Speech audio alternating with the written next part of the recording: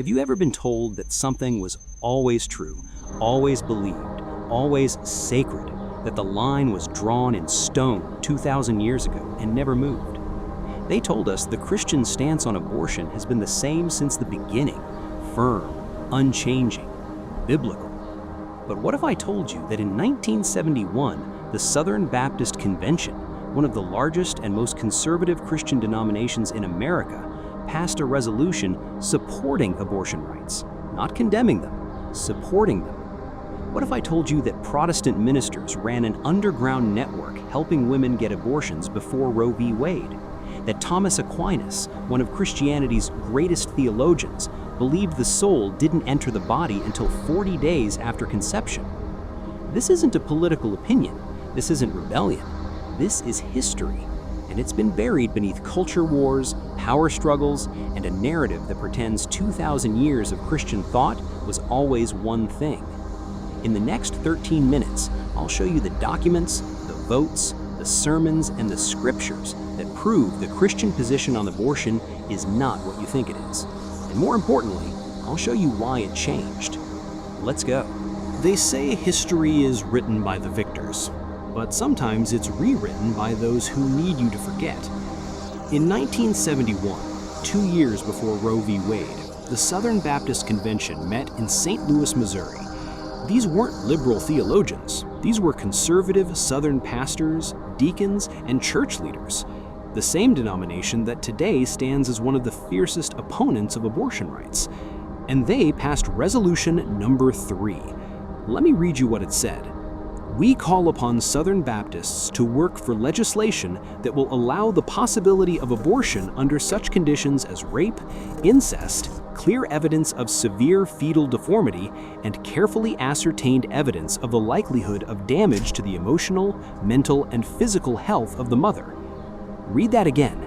The Southern Baptist Convention in 1971 supported legal abortion, not just in cases of life-threatening danger to the mother, but also for mental health, for emotional well-being, for fetal deformity.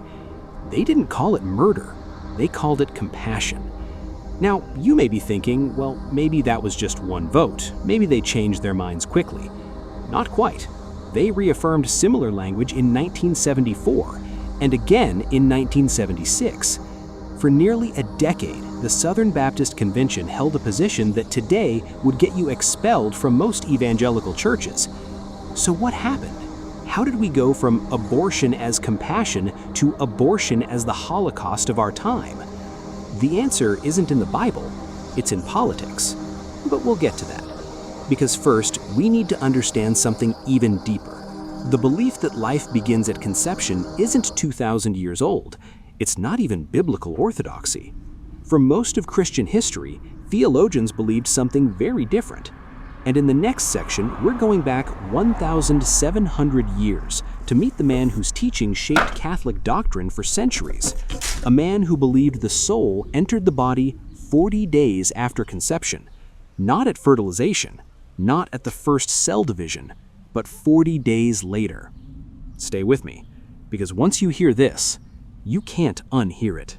If life begins at conception, then every Christian leader for 2,000 years should have taught that, right?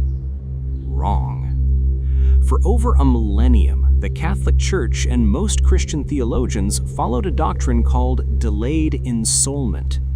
The belief that the soul doesn't enter the body at fertilization, but later, when the body is formed enough to receive it. This wasn't some fringe idea, it was mainstream theology. St. Augustine of Hippo, one of the most influential Christian thinkers in history, taught that early-stage fetuses were not fully human because they hadn't yet been ensouled. He wrote that abortion before ensoulment was a sin, yes, but not murder, not the same as killing a person. Then came Thomas Aquinas in the 13th century, the theologian who shaped Catholic doctrine more than almost anyone. He took the idea even further. Drawing from Aristotle, Aquinas taught that the soul entered the body at quickening, the moment when the mother first feels the baby move. And here's the kicker. He said boys received their souls at 40 days after conception, girls at 80 days. Think about that. The most revered theologian in Catholic history believed that for the first 40 to 80 days, the fetus was not a person. It was pre-ensouled. Alive, yes, but not yet human in the fullest sense. This wasn't heresy, it was doctrine for over 600 years. So let me ask you, if the greatest minds of Christianity didn't believe life began at conception, then where did the modern belief come from? The answer is 1869. That's when Pope Pius IX officially declared that ensoulment happens at conception, not 40 days, not quickening, conception. But even after that, Protestant denominations didn't follow. Many continued to allow abortion in the early stages of pregnancy, including, as we've already seen, the Southern Baptists in 1971. So the idea that life begins at conception is a biblical absolute, that's not history, that's revision. But there's more, because the Bible itself has verses that complicate this narrative, verses that pro-life Christians rarely talk about. And in the next section, we're going to read them, word for word. Don't go anywhere, because the scriptures are about to speak louder than the culture wars ever have. Let's do something radical. Let's actually read the Bible. Genesis 2:7. And the Lord God formed man of the dust of the ground, and breathed into his nostrils the breath of life, and man became a living soul. Notice the order. God forms the body, then he breathes, and only after the breath does Adam become a living soul. Not at formation, at breath. In Hebrew, the word for soul is nephesh, and throughout the Old Testament, nephesh is tied to breath, to breathing. The Bible repeatedly connects life with breath, not just biological existence. Now, does this mean the Bible is pro-choice? Not exactly, but it does mean the Bible's definition of life is more complex than a single moment of conception. But here's where it gets even more interesting. Let's go to Exodus 21:22 through 25. If men strive and hurt a woman with child, so that her fruit depart from her, and yet no mischief follow, he shall be surely punished according as the woman's husband will lay upon him, and he shall pay as the judges determine. And if any mischief follow, then thou shalt give life for life. Let me break that down. Two men are fighting. They accidentally strike a pregnant woman. She goes into labor early or miscarries. If the woman is okay, the penalty is a fine, a financial penalty. But if the woman dies, the penalty is life for life, death. Now pause. If the fetus was considered a full person equal to the mother, wouldn't the penalty for causing a miscarriage also be life for life? But it's not. It's a fine. This is why Jewish scholars for thousands of years have interpreted this verse to mean that the fetus, while valuable, is not the same as a born person under biblical law. Christian scholars have debated this for centuries, and many, including Protestant reformers, used this passage to argue that early-stage abortion was not murder. Now, I'm not telling you what to believe, but I am telling you that the Bible is not as clear-cut on this issue as many claim. And for most of Christian history, theologians agreed.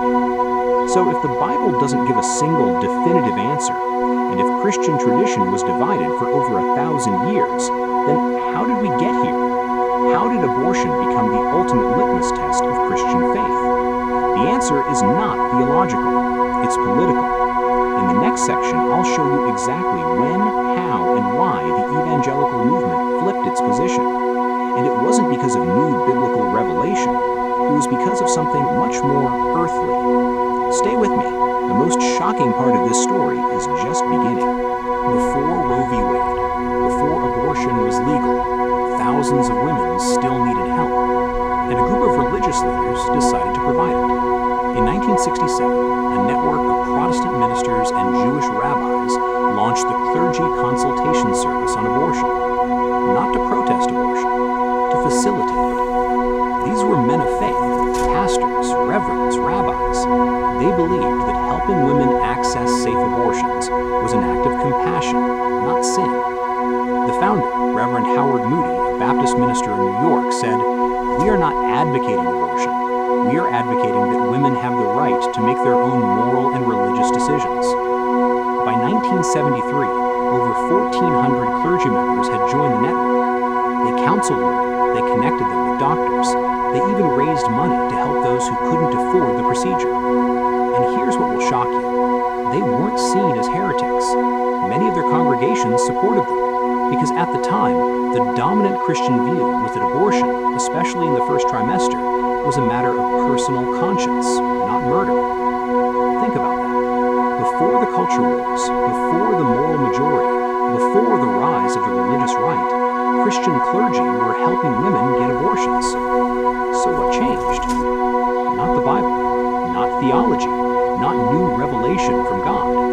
What changed was politics. In the 1970s, conservative political strategists realized something powerful. If they could unite evangelicals around a single issue, they could build an unstoppable voting bloc. And that issue wasn't abortion at first. It was segregation. But when defending segregated Christian schools became politically toxic, they needed a new cause. A cause that sounded moral, biblical, and absolute. They chose abortion. And slowly, methodically, they rewrote the narrative. They convinced evangelicals that abortion had always been the enemy, that life at conception had always been the Christian position, that anyone who disagreed was not just wrong, but evil. And it worked. By 1980, the same Southern Baptist Convention that supported abortion rights in 1971 had completely reversed course. They didn't just change their minds, they pretended they never believed anything different. But the documents remain, the votes remain, the sermons remain. And in the next section, I'll show you exactly how the political machine turned a debated issue into a divine mandate, and why understanding this history is not about politics, it's about truth. Because if they can rewrite history once, they can do it again. Stay with me. Let's talk about 1979, a year that changed everything. By the late 1970s, conservative activists were looking for a way to mobilize evangelical voters. They had tried rallying around school prayer. They had tried defending tax exemptions for segregated Christian schools, but nothing was creating the mass movement they needed. Then they found their issue, abortion. But here's the thing. In 1979, most evangelicals still weren't that fired up about it. According to a survey by the evangelical magazine Christianity Today, only a minority of evangelicals believed abortion should be illegal in all cases. So how did abortion become the defining issue of evangelical Christianity? Through a calculated political strategy. Conservative strategist Paul Weyrich, who co-founded the Heritage Foundation and the Moral Majority, later admitted what caused the movement to surface was the federal government's moves against Christian schools, but that wasn't a particularly good issue to lead with, so we chose abortion. They chose it, not because of new biblical revelation, not because theologians suddenly discovered something in Scripture, but because it was politically useful. And it worked. Within a decade, abortion went from a debated issue to the ultimate test of Christian faithfulness. To question the pro-life position was to question God himself. Pastors who once allowed nuance were pressured to conform. Denominations that once held moderate views felt the weight of the new orthodoxy. The Southern Baptist Convention that had supported abortion rights in 1971 passed a resolution in 1980 calling for a constitutional amendment to ban abortion. What changed in 9 years? Not the Bible, not Christian tradition, the political landscape. And here's the twist. While this was happening in America, many Christian denominations around the world maintained more moderate views. The Church of England, for example, still allows for abortion in cases of serious threat to the mother's health. Many European Protestant churches don't treat abortion as an absolute evil. So the idea that there's one Christian position on abortion, that's not global Christianity. That's American evangelicalism shaped by 1970s political strategy. Now let me be clear. I'm not saying abortion is good. I'm not saying it's bad. I'm saying the narrative that Christians have always believed one thing is false. And when we build our faith on false history, we're not defending truth. We're defending power. In the next section, we're going to confront the hardest question of all. If the Christian stance on abortion was politically constructed, what else might be? And how do we reclaim a faith that's based on truth not just tradition. Stay with me, because the conclusion of this story isn't just about abortion. It's about how we read history, how we think about faith, and how we discern truth from propaganda. Here's the uncomfortable truth. When we're told something is absolute, unchanging, and divinely mandated, we stop asking questions. We stop searching. We stop thinking. And that's dangerous. Because if the Christian stance on abortion wasn't always what we're told it was, then what else have we been taught that's incomplete? What other positions have been presented as ancient truth when they're actually modern constructions? Let's be honest, this isn't just about abortion. It's about how power shapes religion, how politics hijacks theology, how certainty can become a form of control. For 1,700 years, Christians debated when life began. St. Augustine said one thing, Thomas Aquinas said another. The Bible offered complex, nuanced passages, and for most of Christian history, that complexity was allowed. But in the late 20th century, complexity became the enemy. Nuance became weakness, and anyone who said, maybe this isn't as simple as we think, was labeled a heretic. So let me ask you, is that faith or is that fear? Is faith holding on to truth no matter what? Or is it clinging to a narrative because questioning it feels too dangerous? So where does this leave us? With a choice. To continue believing that Christian positions on complex issues have always been simple, clear, and unchanging. Or to embrace the reality that faith is lived by humans, in history, shaped by culture, politics, and power. This isn't about abandoning faith. It's about refining it. It's about stripping away the layers of political manipulation and asking, what does the Bible actually say? What did Christians actually believe? And why did that change?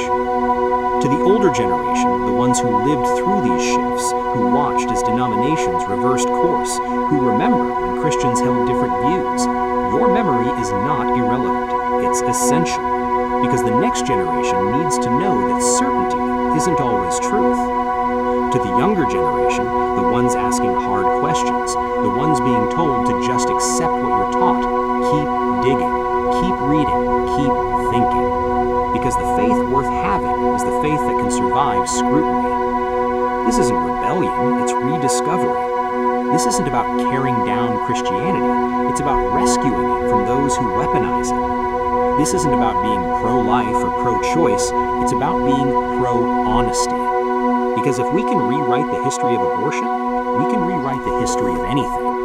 And when history becomes propaganda, faith becomes politics.